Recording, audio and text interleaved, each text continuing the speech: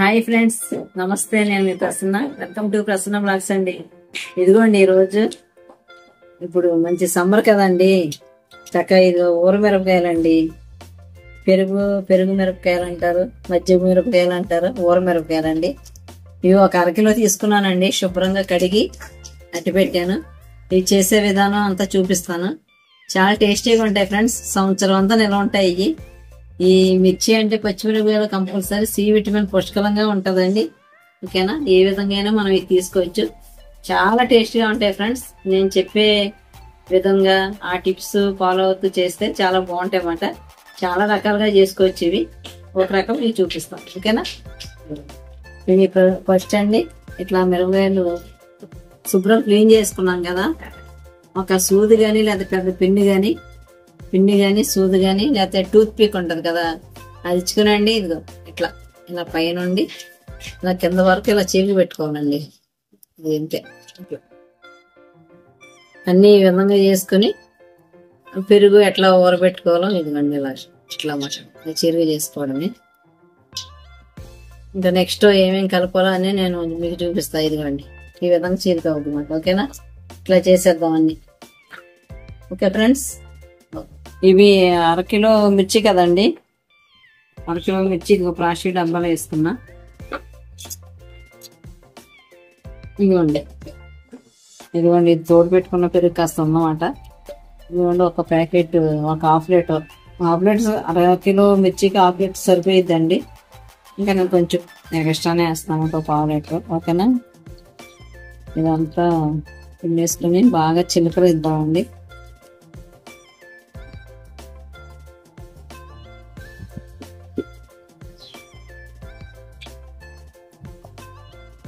బాగా గెలుపుకోవడమా, తొలకూరలో లేకుండా చక్కగా స్మూత్గా అయిపోవాలండి. ఇదిగోండి లోపు ఒక మిక్సింగ్ జార్ తీసుకున్నా. దీంట్లోకి ఇదిగోండి ఒక స్పూను వామ్ వేద్దాం. అట్లాగే ఒక స్పూను జీలకర్ర వేద్దామండి. ఒక స్పూన్ జీలకర్ర వేద్దాం. ఈ రెండు మిక్సీ చేసేద్దామండి. దీంట్లోకి చాలా టేస్ట్గా ఉంటాయి అన్నమాట. ఓకేనా? ఈ శుభ్రంగా మెత్తగా పౌడర్ చేసి వస్తాను. చక్కగా ఇలా చిలికేసుకున్నానండి. స్మూత్గా వచ్చింది కదా. ఒక పావు గ్లాసు వాటర్ వేద్దాం. ఈ విధంగా వచ్చింది. ఇంకో గ్లాస్ వేద్దామండి. ఒక అర గ్లాస్. ఓకే. ఇప్పుడు దీంట్లోకి ఇది పౌడర్ చేసుకున్నాం కదండి. జీలకర్ర, వాము ఇది వేసేద్దామండి పౌడర్.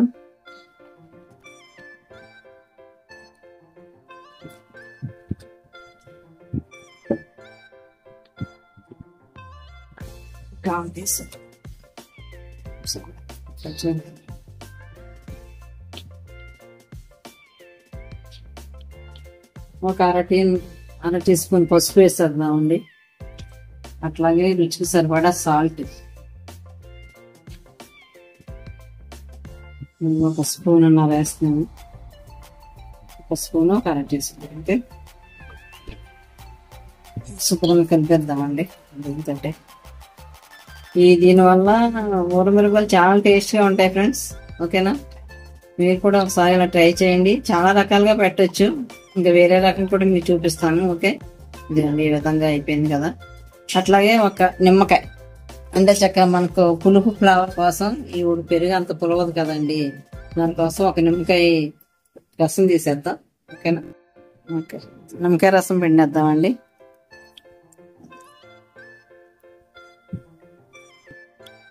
ఓకే, ఇదిగోండి. ఇంకా ఇది మిర్చి మీద వేసేద్దామండి.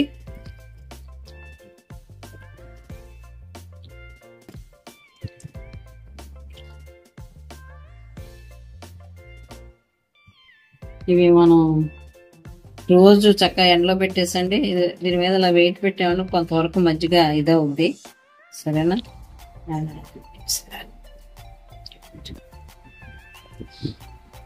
ఇవ్వండి ఇట్లా పైకి వచ్చేసింది చూసారా.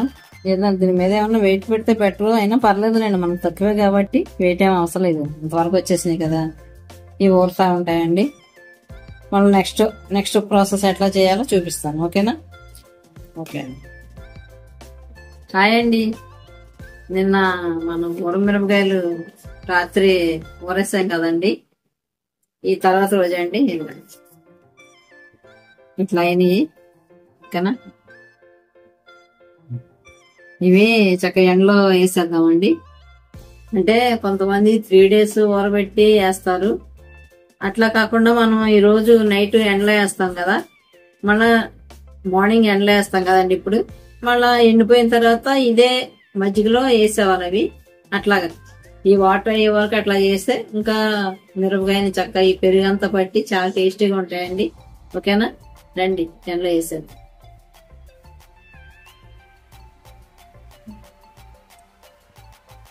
ఇదిగోండి మిరపకాయలు వేసేద్దాం.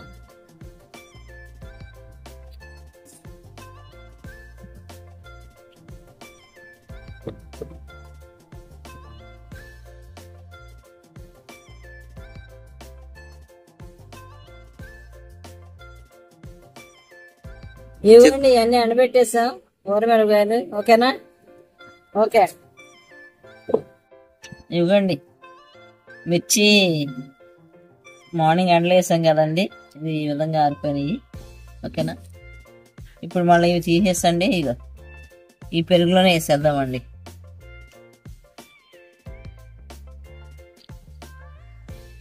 ఇట్లా 3 days ఇలాగా అదే ఈ మజ్జిగి పెరుగు వాటర్ అయ్యే వరకు ఇలాగే చేసుకుందామండి. ఇవన్నీ దీంట్లో వేసేద్దాం.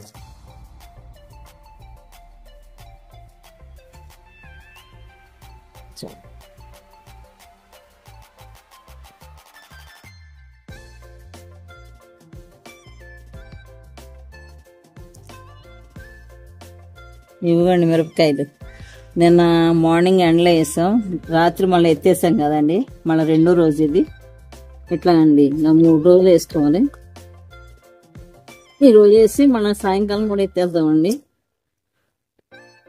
సాయంకాలం కూడా ఎత్తేసి ఇంకా రేపటి నుండి కంటిన్యూ చేసేవచ్చు. అంటే ఈ పెరుగు అయ్యే వరకు అట్లా వేయటం వల్ల మనకి మిర్చి మంచి టేస్ట్ వస్తుంది అన్నమాట, ఓకే అండి?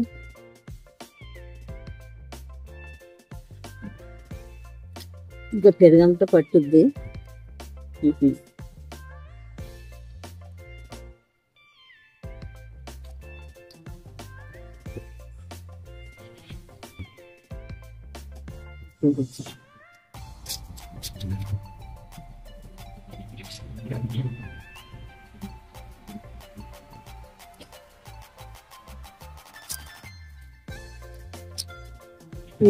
ఇంక పెరుగు ఉంది కదా, ఇవాళ సాయంకాలం దీంట్లోకి ఎత్తేద్దాం. ఓకే, ఇది మూత పెట్టేద్దాం అంతే.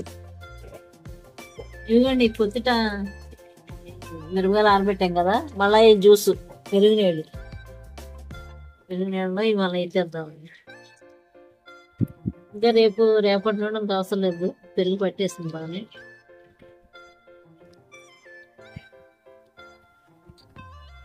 త్రీ డేస్లో వేయటం వల్ల చక్క మిరపకాయలు బాగా పెరుగులో నానతాయి మాట్లాడండి, నాని మంచి టేస్ట్ వస్తాయి.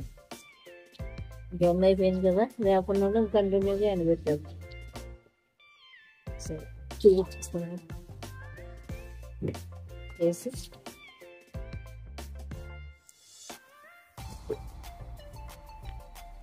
ఇవ్వండి 3 రోజులకి చక్కగా మనకి మిరపకాయలు అయిపోయినాయి.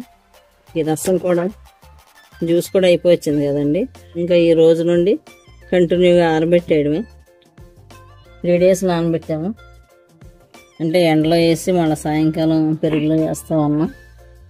ఇంక ఈ రోజు అయిపోయిందండి, జ్యూస్ కూడా అయిపోతుంది కాబట్టి ఇంకా రోజు ఎండబెట్టుకుని ఎండే వరకు ఎండబెట్టుకోవడం, ఓకేనా?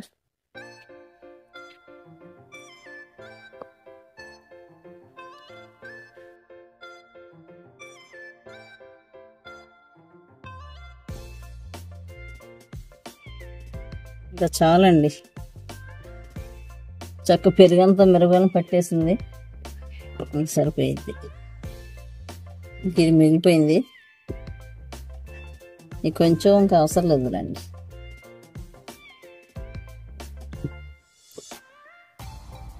చక్కగా వాటర్ కలిపి మొక్కల మీద స్ప్రే చేసేస్తే మొక్కలు కూడా చక్కగా పూత వస్తుంది అన్నమాట. పుల్లటి మజ్జిగ తెలుసు కదండి, చాలా పురుగు కూడా చనిపోయింది. ఓకేనా, ఇట్లా ఎండబెట్టి ఇంకెట్లా చేసి రేపు ఆరబెట్టి వేయడమేనండి. ఇంకా కొంచెం మిగిలినా పర్లేదు. ఇలా 3 days పెరుగులో చక్కగా నాని ఆరి ఉన్నాయన్నమాట. ఓకేనా, ఈ విధంగా రేపు ఆరబెట్టేద్దాం కంటిన్యూగా.